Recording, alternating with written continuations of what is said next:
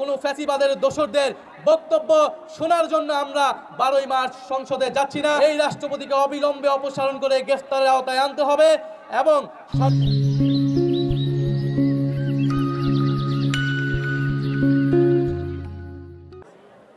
প্রিয় রাজশাহীবাসী, প্রথমেই আপনাদের প্রতি অসংখ্য কৃতজ্ঞতা এবং ধন্যবাদ। আজকে আপনারা এই সুন্দর একটি ইফতার মাহফিল আমাদের জন্য আয়োজন করেছেন।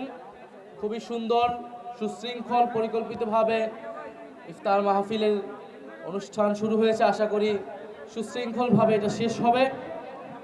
রাজশাহী বিভাগীয় ইফতার মাহফিল আমাদের যেখানে উপস্থিত হয়েছেন রাজশাহী বিভাগের এনসিপির জেলা নেতৃবৃন্দ সমূহ, ছাত্রশক্তি, যুবশক্তি, শ্রমিক এবং নারী প্রতিনিধিবৃন্দ এবং রাজশাহী মহানগর এবং জেলার স্থানীয় বিএনপি, জামায়াত ইসলাম এবং 11 দলীয় জোটের নেতৃবৃন্দ উপস্থিত হয়েছেন। বিএনপি এবং জামায়াত ইসলামের প্রতিনিধিগণ বক্তব্য রেখেছেন, জাতীয় নাগরিক পার্টির প্রতি শুভেচ্ছা জানিয়েছেন। তাদের প্রতি আমরা আন্তরিক ধন্যবাদ এবং কৃতজ্ঞতা জানাই। আপনারা জানেন একটি নির্বাচন হয়েছে, নির্বাচনের মধ্য দিয়ে আমরা গণতন্ত্রের পথে যাওয়ার কথা। ফ্যাসিবাদ যেই 16 বছর ধরে বাংলাদেশকে ধ্বংস করে গিয়েছে, সেই ধ্বংসস্তূপ থেকে বাংলাদেশকে নতুন করে তৈরি করা, বিনির্মাণ করার লড়াই আমরা চালিয়ে যাচ্ছি।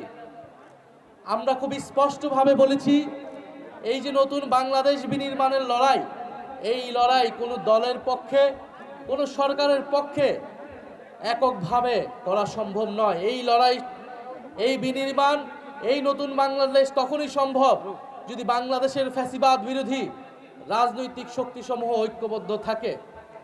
আমাদের নানা মত দ্বিমতের মধ্যেও আমরা এই যে ইফতার মাহফিল এবং বিভিন্ন অনুষ্ঠানে বিভিন্ন মত একত্র হতে পারছি, এটা বাংলাদেশের রাজনৈতিক সংস্কৃতির একটা বড় পরিবর্তন, যেটা বিগত সময়ে আমরা কখনোই দেখি নাই।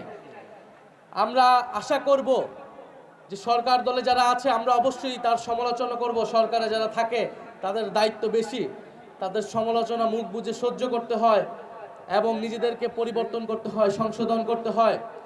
গণতন্ত্র কখনোই সম্ভব না যদি শক্তিশালী বিরোধী দল, বিরোধী মত না থাকে।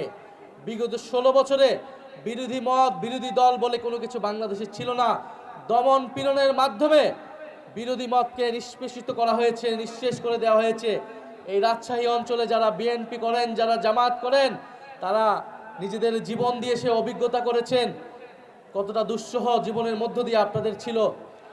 আমরা আশা করব যে ভবিষ্যতে এই সরকারের আমলে সে ধরনের দমন পীড়ন, বিরোধী মতকে করা হবে না, বরং সমালোচনাকে সাধুবাদ জানানো হবে।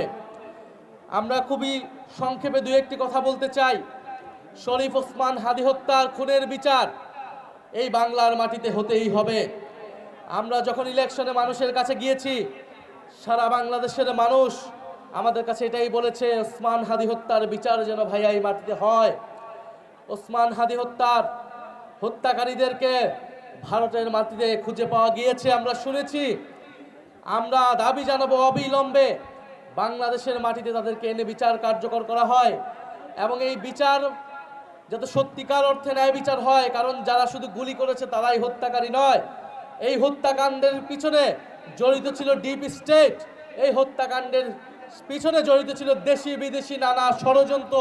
সেই ষড়যন্ত্রকে বাংলাদেশের মানুষের সামনে উন্মুক্ত করতে হবে এবং শুধু প্রত্যক্ষ নয়, পরোক্ষভাবে যারা এই হত্যাকাণ্ডের সাথে জড়িত তাদেরকেও বিচারের আওতায় আনতে হবে। দ্বিতীয়ত, আমরা দেখেছি ফ্যামিলি কার্ড উদ্বোধন করা হয়েছে। আমরা ইলেকশনের আগেও বলেছিলাম ফ্যামিলি কার্ড তারা উদ্বোধন করেছে, তাদের ইস্তিহার অনুযায়ী তাদেরকে সাধুবাদ। কিন্তু আমরা পাশাপাশি এও বলেছিলাম, যদি দুর্নীতি বন্ধ না হয়, যদি চাঁদাবাজি বন্ধ না হয়, যদি দখলদারিত্ব বন্ধ না হয়, যদি ঋণ খেলাপিদেরকে সংসদে এবং সরকারে ঠাঁই দেওয়া হয়, এই সকল ফ্যামিলি কার্ড কেবল হচ্ছে চোখ ধাঁধানো একটা কর্মসূচি, কেবল এটা বাংলাদেশের অর্থনীতির কোনো পরিবর্তন করতে পারবে না। ফলে আমরা আহ্বান জানাবো, যে সকল ঋণ খেলাপি, লুটেরা, দুর্নীতিবাজদেরকে সরকারে, সংসদে নিয়ে যাওয়া হয়েছে, নমিনেশন বিক্রি করা হয়েছে, সেই সকল ঋণ খেলাপিদের বিরুদ্ধে যাতে বাংলাদেশ সরকার, বাংলাদেশের সুপ্রিম কোর্ট নির্বাচন কমিশন ব্যবস্থা নেয় এবং তারা যাতে অতি দ্রুত দেশের টাকা, ব্যাংকের টাকা ব্যাংকে ফিরিয়ে দেয়। প্রিয় রাজশাহীবাসী, 12ই মার্চের জন্য আমরা সবাই অপেক্ষা করছি। 12ই মার্চ নতুন জাতীয় সংসদের অধিবেশন।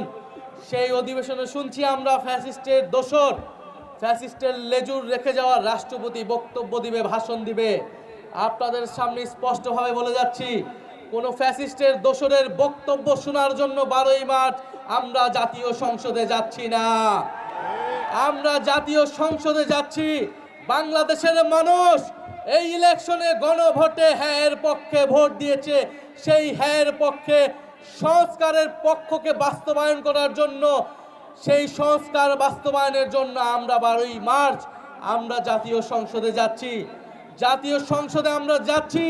কবে উচ্চকক্ষ হবে, কবে সংবিধান সংস্কার পরিষদ হবে সেই হিসাব নেওয়ার জন্য, কবে সরকার দল শপথ গ্রহণ করবে সেটা শোনার জন্য, কোনো ফ্যাসিবাদের দোসরদের বক্তব্য শোনার জন্য আমরা 12ই মার্চ সংসদে যাচ্ছি না।